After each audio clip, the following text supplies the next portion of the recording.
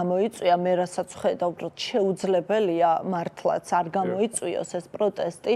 რა არის ყველაზე მნიშვნელოვანი, რაზეც ჩვენ ახლა უნდა ვისაუბროთ? ერთია რაღაცა ვთქვათ, რაზეც ეჭვები გვაქვს და მეორეა, რაც ზუსტად ვიცით, ხო? თუნდაც აი ეს უკაცრიელ ადგილას ძაღლების დატოვების წარმოუდგენელი პრაქტიკა. ბატონო, ზუსტად ვიცით ერთი რაღაც, საიდანაც ეს პრობლემა საერთოდ დაიწყო. როდესაც 2 წლის წინ დაიწყო თუ არ ვცდები ეს საპილოტო პროგრამა. 2 წლის წინ ეს პროგრამა რო დაიწყო და საუბარი იყო რომ ეს ძაღლები უნდა გაიყვანათ და წაიყვანათ სხვაგან, სად უნდა წაიყვანათ? სხვა უბანში უნდა დაისვა, სხვა უბანში დასმით პრობლემა არ გვარდებოდა. თავშესაფარი არ არის.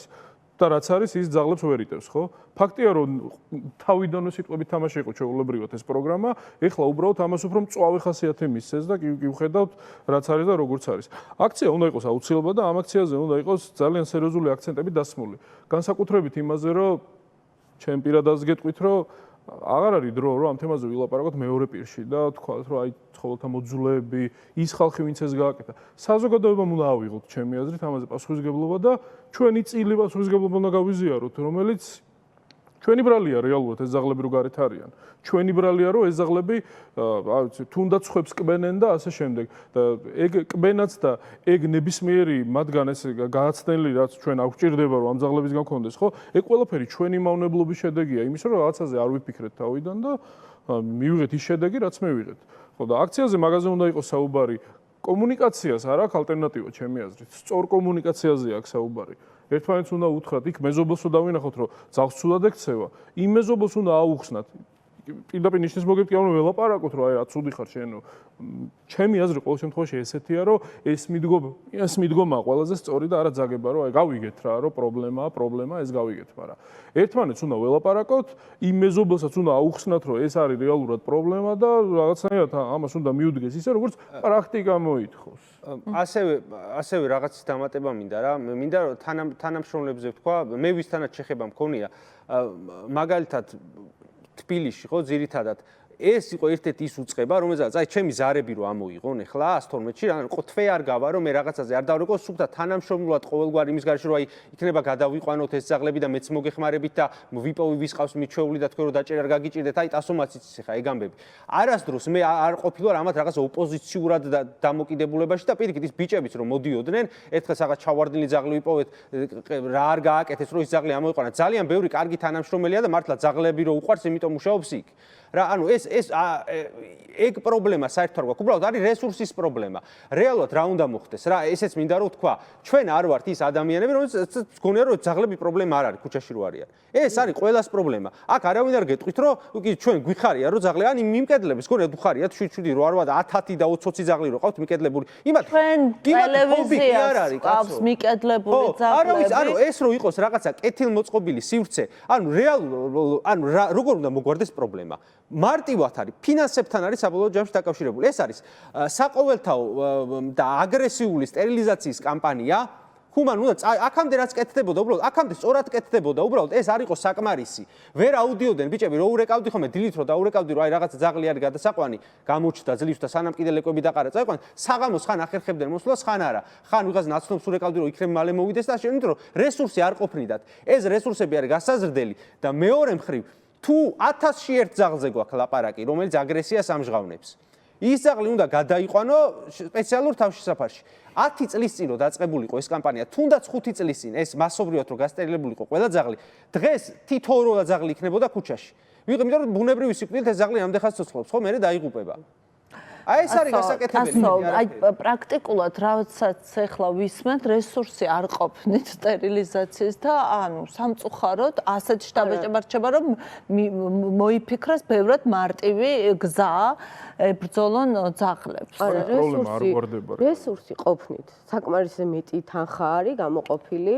უბრალოდ არ უნდათ ამ თანხის მიზანმიმართულად დახარჯვა, ესე ვთქვათ და აქამდე კი სწორად კეთდებოდა და ძალიან ნელა კეთდებოდა, მაგრამ კეთდებოდა მხოლოდ თბილისში. და ეს უნდა ჩატარდეს, ანუ ერთიანად პატრონიანი ძაღლების სტერილიზაციაც უნდა გახდეს სავალდებულო და მიუსაფრების თქო მთელ საქართველოში რა. და ეხა როგორც დაიწყო პრობლემის მოგვარება, ეს არის უბრალოდ ყველაზე იაფი გამოსავალი, ესე ვთქვათ და ყველაზე მომტკივნეულო მათთვის, რა თქმა უნდა, ცხოველებისთვის არა და ესე ვთქვათ, ეს არის პრობლემის უბრალოდ დროებით თავიდანაცილება, იმიტომ რომ ისევ შეივსება ქუჩები ძაღლებისგან, ისევ გამოყრის ხალხი ძაღლებს, ისევ დაიბადებიან ლეკვები, იმიტომ რომ რეალურად პოპულაციის მართვის პროგრამა უნდა იყოს, მაგრამ არის გაქრობის პროგრამა. გაქრობა პრობლემას არც ერთ ქვეყანაში და არც ერთ პრაქტიკაში არ არსებობს ის, რომ ძაღლი წავიყვანე და გავაქრე და მოგვარდა ამის პრობლემა. თუ არ გავასტერილეთ, ისევ შეივსება, ის ზუგდიდის ქუჩებით შეივსება, ერთ თვეში დარწმუნებული ვარ, იმაზე მეტი რაოდენობის ძაღლი იქნება, ვიდრე წაიყვანეს ამ დღეებში. ასე რომ სტერილიზაციის გარდა არანაირი სხვა ის არ არსებობს, რომ ეს პრობლემა მოგვარდეს. წარმოუდგენელია მართლაც და ამ თემაზე საუბარი, იმიტომ რომ ერთია რომ ძალიან ბევრი კითხვის ნიშნებია მართლაც აქ და კიდევ ერთხელ ვამბობ ამ კითხვის ნიშნებს იწვევს ისევ მონიტორინგის ქცევა სურსათის სამსახურის მონიტორინგის არა სურსათს აბარია ეს და ჩვენ როცა შეხვედრაზე ვიყავით სურსათთან ზუსტად ეგ საკითხი წამოვჭერი რომ ყველაფერი უნდა იყოს გამჭირვალე თან სამხრეთ კამერით უნდა გადაიღო და აი მაგას რა უდგას რატომ გადაიღე რომ აი აქ ავიყვანე გადავიღე ერთი კადრი ეს ბოდიში რა ჩაგეჭე გადავიღე როგორ ჩამოვსი მაგრამ რა ხან ამას არ აკეთებ აი ხა მართლა პრობლემა რო არ იყოს რაღაცა შენ თუ ადამიანი ისახარ რა პირნათელი აი რა უნდა გადაიღო უკაცრიელ ადგილას როგორ ტოვებენ ძაღლს აი ეგ როგორი გადასაღებია თვითონაც იცი ყველაფერს სადაც პატიოსად მუშაობენ პრობლემა არ იქნება მაგრამ ესენი ისეთ რაღაცას აკეთებენ რომ ის კადრი რო გადაიღონ ნუ პირდაპირ დანაშაულია და სურსათთან ჩვენ როცა წამოვჭერთ ეს პრობლემა როცა იწყებოდა და ჯერ არ იყო ძაღლების დაჭერები ესე მასიურად ჩვენ ვუთხარით რომ გამჭირვალედ გააკეთეთ ყველაფერი იმიტომ რომ ჩვენ არავის არ გვინდა ქუჩაში ძაღლი ხო ანუ მე მიმკედლებელი ვარ და რო არ იყოს ქუჩაში ძაღლი ძალიან ბედნიერი ვიქნები, იმიტომ რომ მეცოდება. და ზუსტად ეგრე უთხარით, რომ კი ბატონო, დაიწყეთ უბრალოდ გამჭირვალედ გააკეთეთ ეს ყველაფერი. რა პრობლემაა? კი ბატონო, მე მონიტორინგში ვიგულისხმე, რომ არ არის მონიტორინგი, ჩვენ არ გვაქვს ამის შესაძლებლობა. უფლებას არ გვაძლევენ, თორე დიდი სურვილია ძალიან ბევრი მოქალაქის. უბრალოდ ვერავინ ვერ აღწევს იქ, რომ მონიტორინგამდე რომ მივიდეს. აი დღესაც ახლა რამდენი ადამიანი თორნიკეტს იყო ჩასული გორში შეგიშვეს თავში საფარში განახილეს. არა თუ არ შეგიშვეს, კაცო, არ ადამიანს ვიწოდეთ, ვინმე გამოვიდეს დაგველაპარაკოს თქო. ანუ არ დაგველაპარაკ, არა. ძალიან ძდილობენ პოლიციელებიც იყვნენ, მე იმათ ცალკე ველაპარაკე, მეთქი აი კამერების გარეშე დაგელაპარაკებით თქო, აი ესე ადამიანო დაუხსენი რომ 5 საათი იყო ეს კრემატორიუმი ჩართული. აღარ მინდა ეხა მაგაზე კიდე ვიღაც მე დავასხა ცეცხლზე ნავთი. ნარჩენების დაწვა სჭირდება რამდენიმე წუთი. 1000 გრადუს ტემპერატურაზეა ლაპარაკი. რამდენიმე საათი იყო როგორც ადგილობრივები ამბობენ ეს კრემატორიუმი ჩართული. რამდენიმე საათი ჩართვა. და ხმა რამდენიმე საათი ნიშნავს რომ რამდენიმე ათეულობით ძაღლი დაწვეს იქ. ამას ნიშნავს ახლა მეც არაფერს არ ნიშნავს ეს. მოდგენელია რომ ჩვენ ახლა ამაზე ვსაუბრობთ, აი გაფიქრებაც კი. ანუ და ეს თუ ასე არ მომხდარა, აი ხა მე რო ვიყო მაგის დირექტორი და ეს თქვათ ასე არ მომხდარა. ავიღებდი 4 საათიან ვიდეოს და პირდაპირ ავტვირთავდი პირდაპირ YouTube-ზე, აი კამერები, აი ეს მანქანები როგორ შემოვიდნენ, აი მანქანების კარები არ გაგვიღია, იქიდან ძაღლები არ გადამოგვიყვანია და არ შეგვითრევია შიგნი. აი ამას დავდებდი უწყვეტ კადრებს.